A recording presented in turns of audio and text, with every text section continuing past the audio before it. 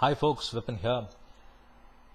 Today we will talk about Ranbaxy, and the reason we'll do that is because Ranbaxy could get into more problems in the days ahead.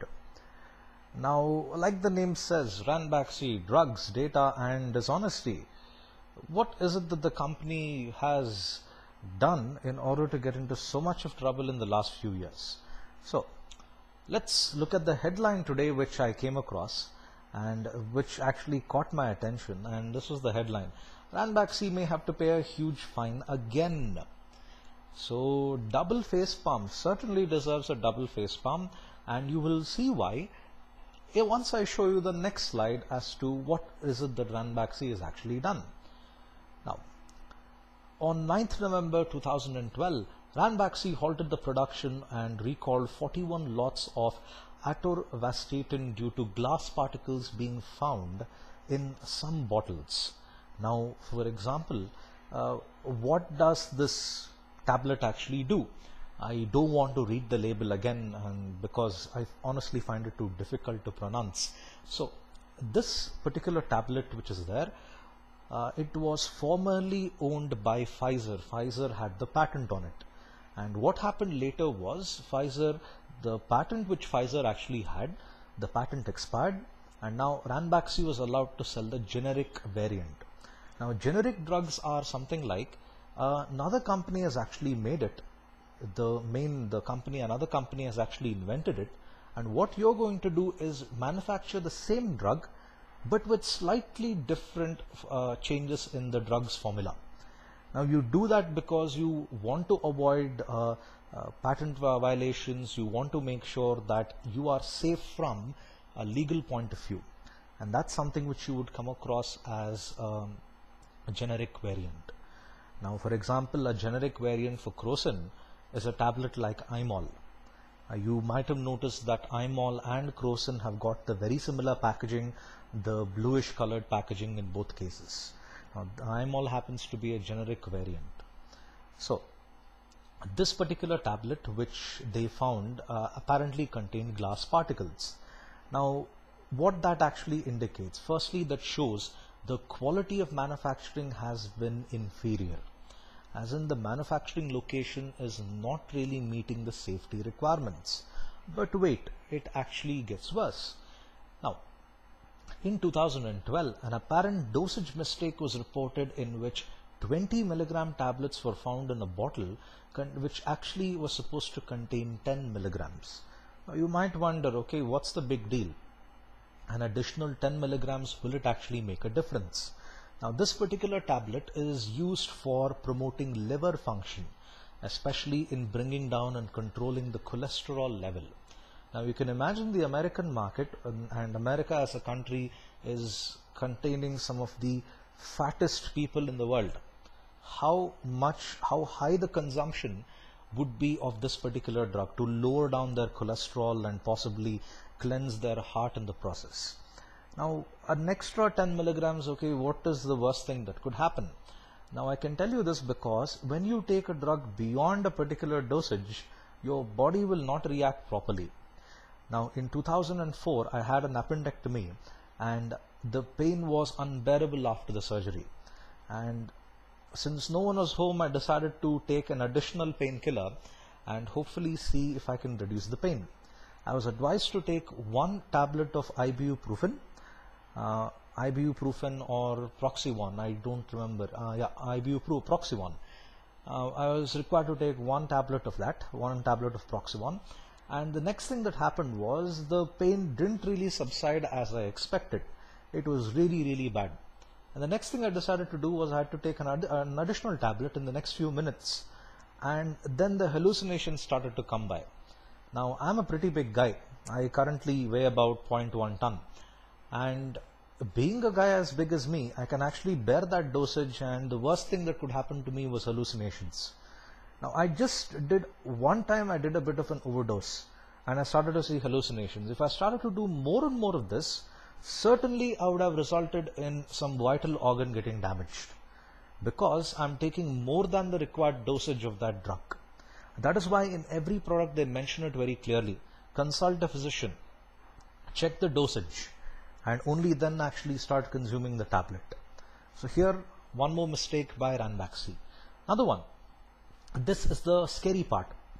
In May 2013, the US fined the company $500 million after it was found guilty of misrepresenting clinical generic drug data and selling adulterated drugs to the United States. Oh crap, this is not really something which you can do and get away with. And misrepresenting clinical data, I had to highlight that word because I cannot stress how important this is. Now, from what I've read, it takes at least a decade to launch a new drug. Now, let's say, for example, crocin doesn't exist. Okay, and you're a company which is actually inventing crocin, and you know the potential of crocin. Now, for you to actually make crocin available in the market, you start off in 2014. It could actually be made available latest or earliest rather in 2024. That's 10 years from now. Now, why is it that you need so long to actually make the drug available in the market? Because countless number of clinical trials need to be done. You need to get approval from many authorities. You need to get approvals from the to ensure that the data that you've collected from the test subjects is okay. You need to make sure that the dosage is right, the formula is right, the ingredients that you've used is nothing which can cause some serious damage to the human body. All that is something that will take a great deal of time and, more importantly, a huge amount of money. Pharmaceutical companies invest hundreds of millions of dollars in developing just one drug. Not like a whole family of drugs, just one type of drug, they invest millions.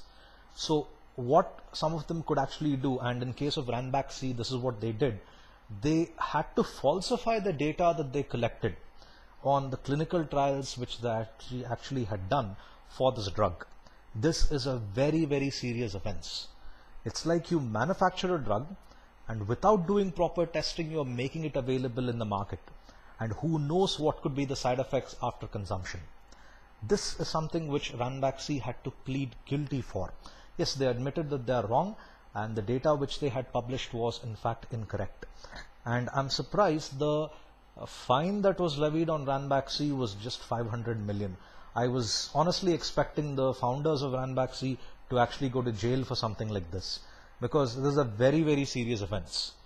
Now imagine if they had done this for a drug like malaria, for drugs related to malaria or drugs related to, say, cancer, wherein you don't do proper trials, you don't do proper research, and you just say, here, take this, and the problem is actually cured. It's a very serious thing to actually do something like this, and I expect to get away with it. Then, let me remove my face here and I'll read out this. In September 2013, further problems were reported, including apparent human hair in a tablet, oil spots on other tablets, toilet facilities without running water, and failure to instruct employees to wash their hands after using the toilet. Oh, for God's sake. This is what makes me want to do a facepalm, or double facepalm in this case. Are you fucking kidding me? Do you have to instruct employees to wash their hands after using the restroom? What are they, 2 years old? I cannot imagine what's running through this company's policy. Do they have a policy wherein they say employees are allowed to use the restroom, and in brackets they say optional, washing hands is not necessary? Do they require the American government and the American authorities to instruct them to tell their employees to wash their hands? Dude, this is just basic hygiene.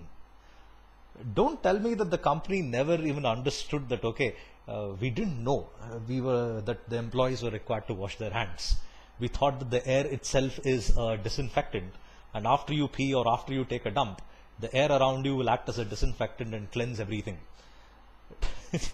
I can't imagine what Ranbaxy must have put in their hygiene policy. Does the American government even request them to say that, okay, employees are also required to take a shower after research, They must be using disinfectants continuously. What else do they want? Do they have to even go about telling the employees of Ranbaxy once they wake up they're required to brush their teeth as well? This is just ridiculous. And when you hear statements like the employees are required to be instructed to wash their hands after using the toilet, that's just sad. And the statement before that, the toilet facilities without running water. Most of you will not believe me if I tell you this, but in India, 53% of the population of India, or probably more, they don't have access to restroom facilities with running water. And that requires people to actually use Mother Nature as their own personal toilet. And Ranbaxy, congratulations, you're now part of that 53% as well. Now, the other one, again, I'll have to unhide my face. Ranbaxy is prohibited from manufacturing FDA-regulated drugs at the Mohali facility until the company complies with the US drug manufacturing requirements. Now, keep that thought in your head. Keep that thought in your head. Let me come down to this. The next thing that I had to ask myself is, when the American government or the American authorities have got so many problems when it comes to the drugs sold by Ranbaxy in their country, how come we've got no problems with Ranbaxy at all? Now, if you read the statement made by the company spokesperson, it's very, very cleverly written, and certainly it happens to be a lawyer who's written this. Just look at that statement. Ranbaxy is compliant with all the requirements under Indian law and maintains that the drugs sold by the company in the Indian market are safe and effective, a company spokesperson said. According to Indian law, this is an indirect way of saying in Indian law we don't have the rules that is mentioned in point number 4 in this slide. In Indian law, apparently, I don't think they mention toilet facilities are required to be present where there is running water in those facilities. Or in Indian law, they've not mentioned that employees are required to wash their hands. That's one of the reasons why I think the company spokesperson is able to make a statement like this. According to the Indian law, the drugs are safe, the drugs are okay, but according to the American law, they're not. Now, that makes me conclude a lot of scary things when it comes to the safety regulations of the drug market in India. And hopefully, Ranbaxy could teach other pharmaceutical companies in India a lesson and make sure that the quality of drugs they manufacture is in fact above par than the international standards, or above par than the American standards at least. That one point when it comes to employees be required to be instructed to wash their hands, that's something which will take a long period of time to go out of my head. I'm guessing that Ranbaxy employees are just 1 or 2 years old, and hence they weren't really informed before that they need to wash their hands after using the restroom. So that's it from me. After I made this presentation, I feel like washing my hands after looking at how filthy this company has actually become. So thank you for your time. Have a nice day, and do subscribe to my videos. Oh wait, I forgot one more important thing. You may have come across Ranbaxy drugs in India. Volini, I think, is the one which they use for the muscle cramp. You might have come across this when a cricket athlete, he does a dive, he ends up with a sprained knee or a sprained ankle. They just spray that and it provides a bit of temporary relief. One more very famous drug of Ranbaxy in India is something which Salman Khan advertises, Revital. Salman Khan and Ranbaxy going together, a company which doesn't follow rules and an actor who doesn't follow. Oh yeah, I can see how how the two go together. So that's it from me. Thank you for your time. Have a nice day. Bye.